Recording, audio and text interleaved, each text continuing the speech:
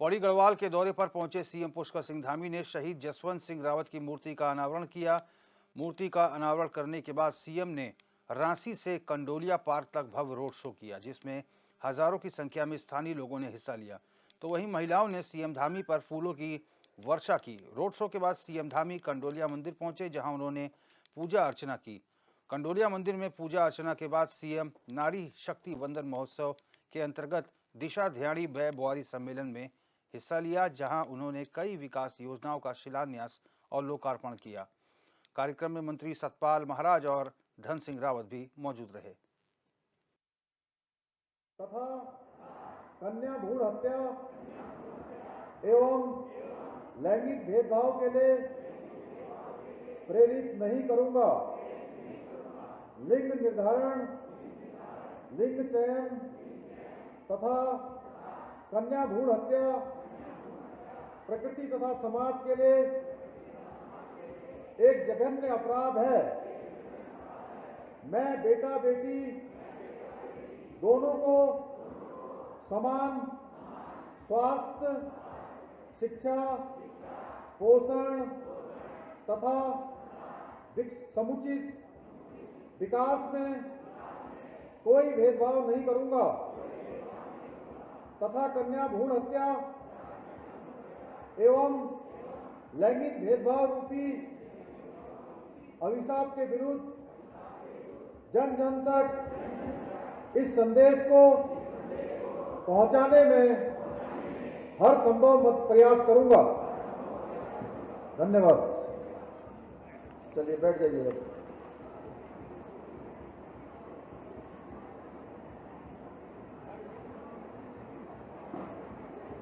दिशा ध्याड़ी बुआरी एवं सम्मेलन में पौड़ी में आयोजित इस बहुत विशाल सम्मेलन में अभी आप सब लोगों ने जिनको सुना, उत्तराखंड सरकार के हमारे कैबिनेट मंत्री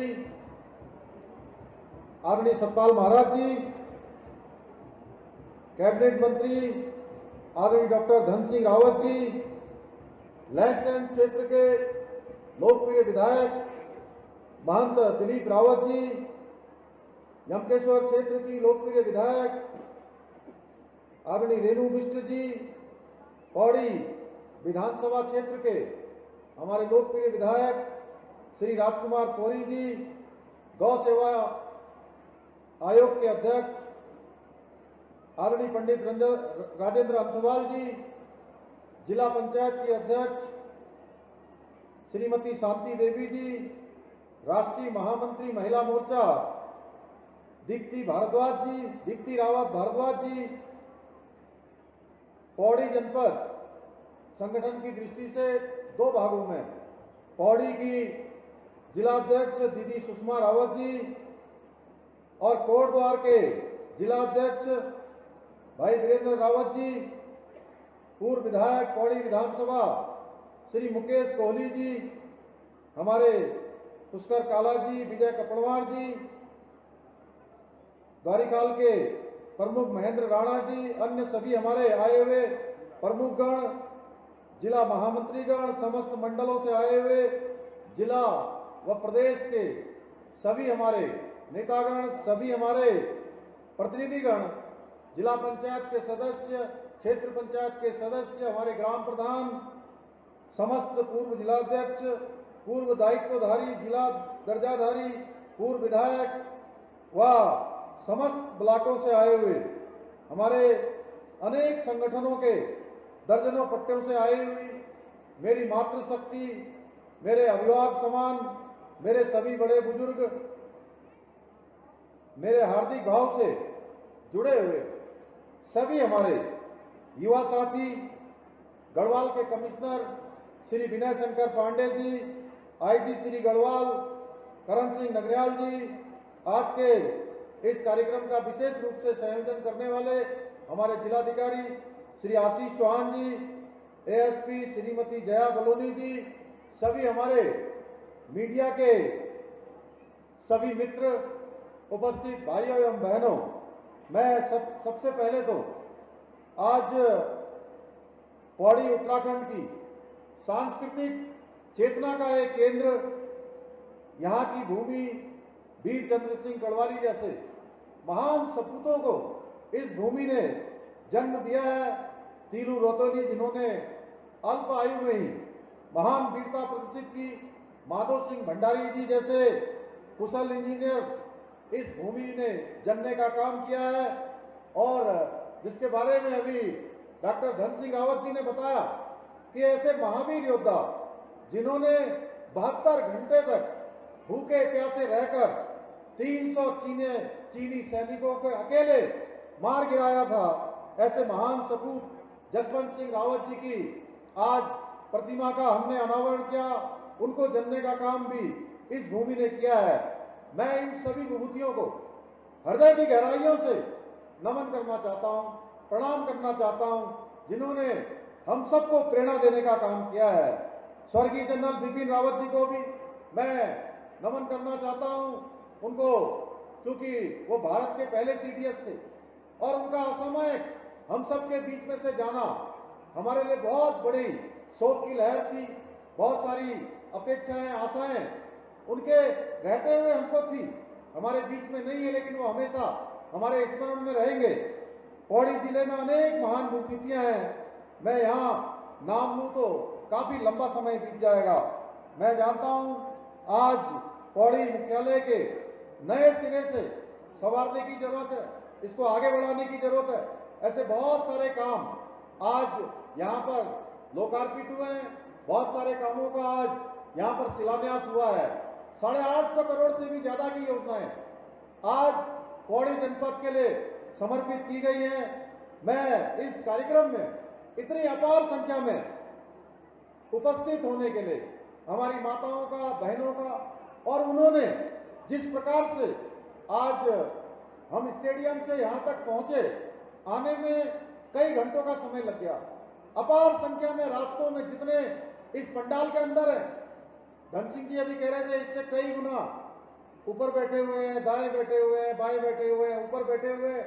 रास्ते में अनेकों अनेक हजारों हजार की संख्या में आप सबकी उपस्थिति के लिए विशेषकर अपनी माताओं बहनों को मैं, उन्होंने जिस प्रकार से हमारा स्वागत किया, अभिनंदन किया, मैं भी आपको दोनों हाथ जोड़कर, सिर झुकाकर मैं प्रणाम करता हूं, आप सबको नमन करता हूं, आप सबका अभिनंदन करता हूं।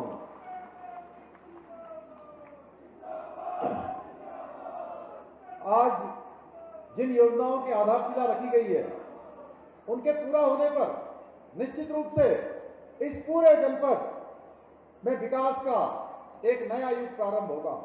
एक विकास का नया अध्याय लिखा जाएगा, विकास की कहानी आगे बढ़ेगी, पूरा जनपद हमारा उन्नति करेगा, पूरा जनपद हमारा गति को पाएगा, पूरा जनपद हमारा आगे बढ़ेगा। आज खुशी का दिन है। आज हमारे पार्टी के बहुत वरिष्ठ नेता, देश के उप प्रधानमंत्री रहे लाल कृष्ण आडवाणी जी को भारत रत्न भी मिला है।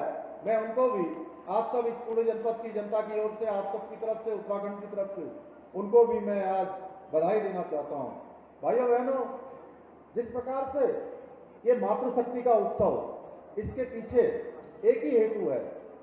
जब हम कंडोलिया ठाकुर जी का दर्शन करने के बाद, वहां उनसे प्रार्थना करने के बाद नीचे आए, तो हमारी माताओं बहनों का जो हमने वहां पर उनके द्वारा स्टॉल लगाए गए थे, समूह के अपने बनाए हुए उत्पादों को उन्होंने प्रदर्शनी में रखा था, और वो कह रही थी कि ये हम सबको मौका देने के लिए आपका धन्यवाद। मैं आप सबका धन्यवाद करना चाहता हूं। इससे पहले जनपद उत्तरकाशी में, जनपद टिहरी में, जनपद रुद्रप्रयाग में, नैनीताल, उधम सिंह नगर, बागेश्वर, पिथौरागढ़, सभी जगह पर अपार संख्या में हमारी माताएं बहनें आई हैं, हजारों की संख्या में।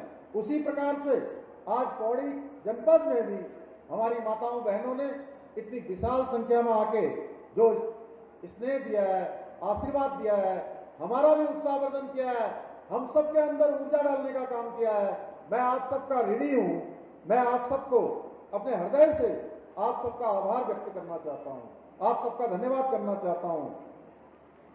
भाइयों बहनों, आज आदरणीय प्रधानमंत्री मोदी जी के नेतृत्व में डबल इंजन की सरकार तेजी से पूरे उत्तराखंड का विकास इस डबल इंजन की सरकार में सुनिश्चित किया जा रहा है और हमारा ये जनपद पौड़ी भी इससे अछूता नहीं है। हमारा प्रयास है पौड़ी का सर्वांगीण विकास हो और यह क्षेत्र विकास की उन्नति के नए शिखरों को छूने का काम करे और माताओं बहनों के जो आज विभिन्न समूहों के द्वारा स्टॉल लगाए गए हैं, निश्चित रूप से इतने अच्छे अच्छे उन्होंने उत्पाद बनाए, अरसे बनाए थे, उसके मांस की गुटके बनाए थे, तमाम प्रकार के व्यंजन उन्होंने बना रखे थे, अचार बना रखा था, प्रसाद बना रखा था। वो निश्चित रूप से उनसे मन अभिभूत हो गया ये कार्यक्रम देखकर। और आप सही अर्थों में जो हमारे प्रधानमंत्री जी का जो एक आत्मनिर्भर भारत और वोकल फॉर लोकल का मंत्र है, उसको धरातल पर उतारने का काम कोई कर रहा है, तो सच में हमारी मातृशक्ति कर रही है। मैं मातृशक्ति को नमन करना चाहता हूं। मेरा मानना है बिना मातृशक्ति के, बिना माताओं बहनों के, बिना दिशा ध्यानी के, दिशा ध्यावारी के कोई भी समाज या किसी भी राष्ट्र का विकास संभव नहीं है। भाइयों बहनों, यदि महिलाएं ये मातृशक्ति अगर कुछ ठान लेती है तो आगे समझिए, जब वो कुछ ठानती हैं तो वेदों की ऋचाएं तक रच देती हैं और तलवार हाथ में ले लेती हैं तो मानचित्र बदलने का भी उनके अंदर संकल्प होता है। वो किसी धरा के मानचित्र को भी बदलने का काम करती हैं। इसलिए हमारे शास्त्रों में कहा गया है, यत्र नार्यस्तु पूज्यन्ते तत्र रमन्तु देवता, यानी जहां नारियों का सम्मान होता है, जहां मातृशक्ति का सम्मान होता है।